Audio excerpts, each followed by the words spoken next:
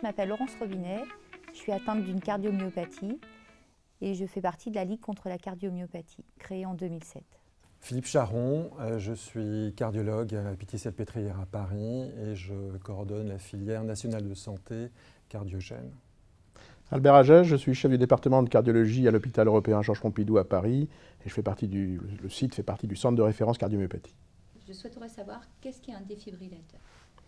Un défibrillateur cardiaque est un boîtier électronique très perfectionné que l'on peut placer sous la peau et qui permet de détecter l'activité électrique du cœur. Lorsque le cœur fonctionne normalement, en fait, il ne se passe rien. Et lorsque le cœur s'accélère de manière inconsidérée, c'est ce qui se passe dans les troubles du rythme que l'on voit dans les cardiomyopathies, eh bien, il intervient pour remettre le cœur régulier, soit en envoyant des impulsions adaptées, soit en envoyant un choc électrique de petite puissance. C'est donc un appareil qui protège de la mort subite. Les défibrillateurs d'avant avaient des sondes qui allaient dans le cœur pour détecter le cœur. Aujourd'hui, on peut aussi mettre des défibrillateurs sous la peau, sans sonde, chez les gens notamment les plus jeunes. Dans quel cas pose-t-on un défibrillateur chez les patients? Alors, d'une façon générale, on pose un défibrillateur, on retient l'intérêt de mettre un défibrillateur, soit quand un événement grave est déjà survenu, avec par exemple un arrêt cardiaque récupéré, on met très souvent un défibrillateur dans ce cas-là, dans le cadre des cardiomyopathies, on parle des cardiomyopathies ici, soit on le met préventivement dans un sous-groupe de patients qu'on considère à haut risque de faire ce type de complications. Donc ça s'adresse dans ce cas-là à une petite proportion de patients seulement et en fonction des pathologies. Donc chez les patients atteints d'une cardiomyopathie, dans quel type de cardiomyopathie va-t-on plutôt indiquer un défibrillateur?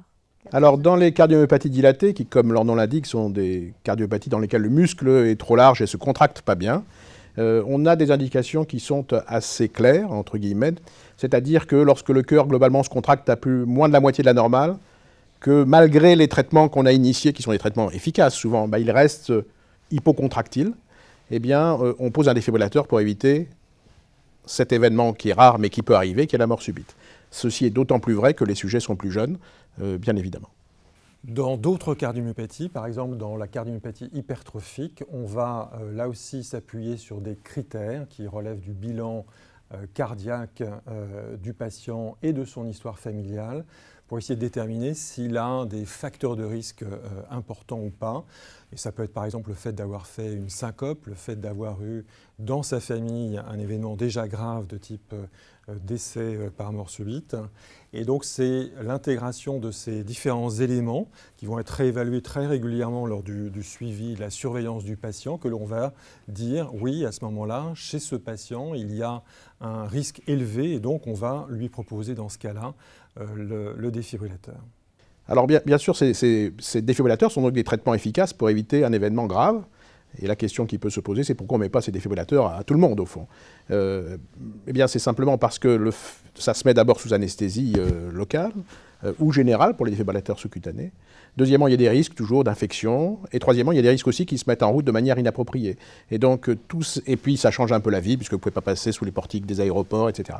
Donc, tout ceci fait que, bien que ce soit un traitement très efficace, on le réserve aux patients pour lesquels on considère qu'ils sont à très haut risque, ce qui n'est pas toujours facile, bien évidemment, et il faut souvent une espèce de réflexion multidisciplinaire en équipe pour poser ces indications pour un patient donné.